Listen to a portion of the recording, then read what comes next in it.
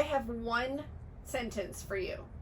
The Chilean fjords are one of the most breathtaking stretches of sailing in the world.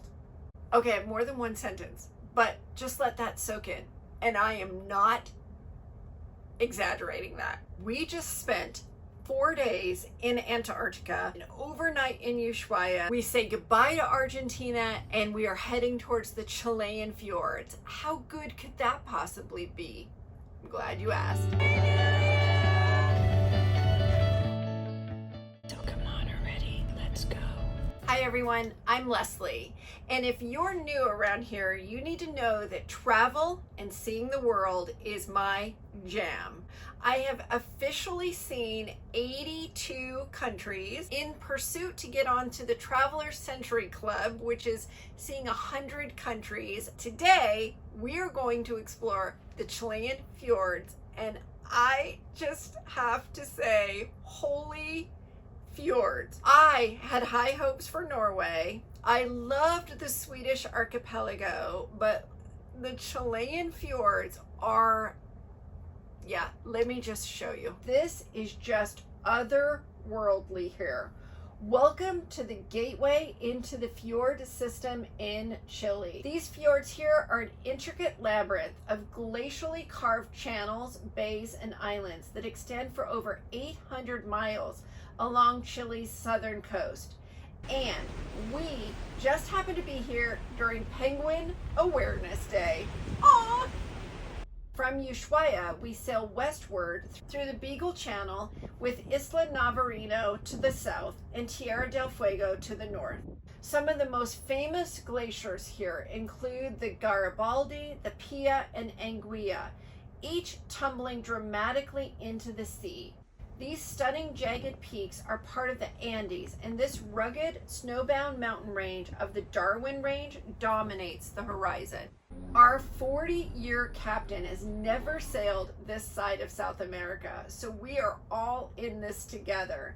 So much so that many times he said, wait, what's over there? And then we would sail over there to see it. Wait, what's over there? And then we would sail over there to see it. Just so crazy cool. The crew was on the balconies. We had the engineer room up on the balconies to watch it. It was all just so extraordinary. And we are currently transiting Canal Magdalena en route to Angostini Glacier. Since we left Miami, we have now sailed a total distance of 11,251 nautical miles. We have first of our spectacular glaciers coming up on our starboard side. We can't find a name for it in the chart, so we have decided to rename it Serenade Glacier. So you can just take a picture of it now and you know what the name is. Of course, the most spectacular one is still ahead of us, so you can start to see a little bit of it. Anyway, it's an enormous wilderness that is surrounding us with wild mountains on both sides. I think this is some of the most spectacular sights I have ever seen. So please enjoy it. Thank you. We passed through the Magdalena Channel, the Cockburn Channel, and the Smith Channel, all the while being surrounded by silence and beautiful raw wilderness.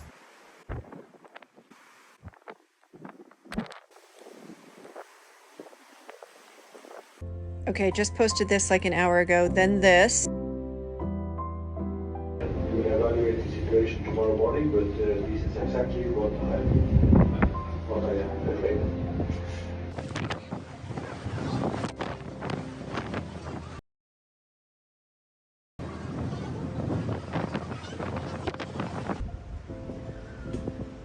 And Glacier Alley, aptly named for the 5 major tidal wad glaciers that tumble down from the Darwin Range directly into the Beagle Channel.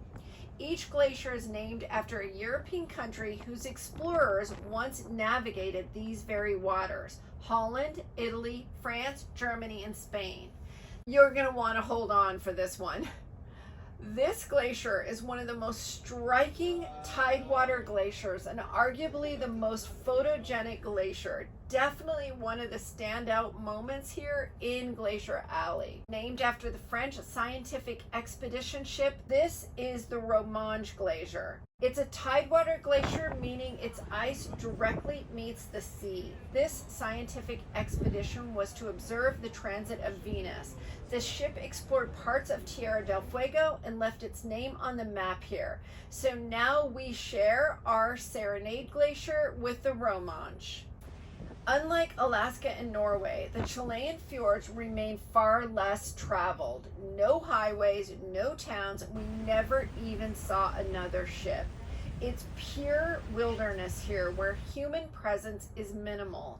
If you haven't or aren't able to make it to Antarctica, many say that the Chilean fjords are the closest you can get to Antarctica without actually being there. We had intended to stop in Punta Arenas, Chile. However, the high winds canceled our tenderboat service, so we had more time here in the fjords.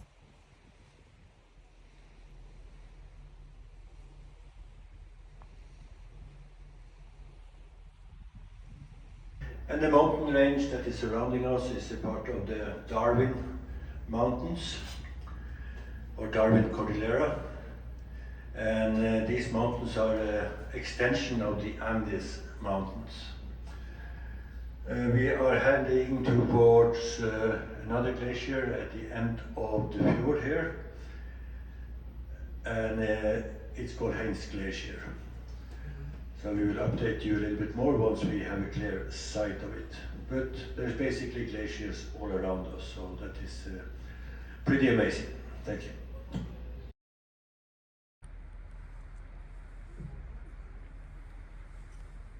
This glacier jam was at a dead end and worth every single second of the extra trip it took us to get there. The endless green cliff sides, the waterfalls that were worth it by themselves, and then the spin that we did at the end in order to see it. We had the sunlight give us a quick spotlight on the glacier just for us. I cried.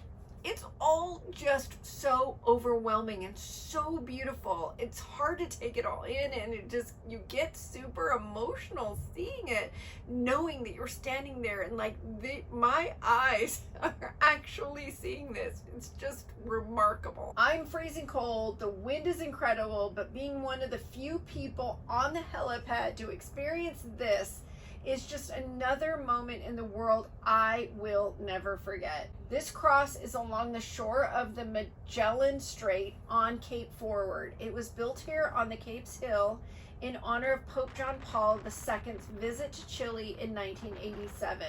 The first cross here was built in 1913 and has been replaced several times during the harsh weather. And a beautiful end to our beautiful journey through the Chilean fjords, and look at the skies out here. Absolutely stunning.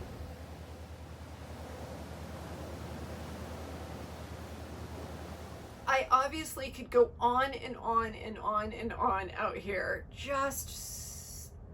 Yeah. I would love to hear if you have sailed through the Chilean fjords. Any fjords, and then how it compared to the Chilean fjords.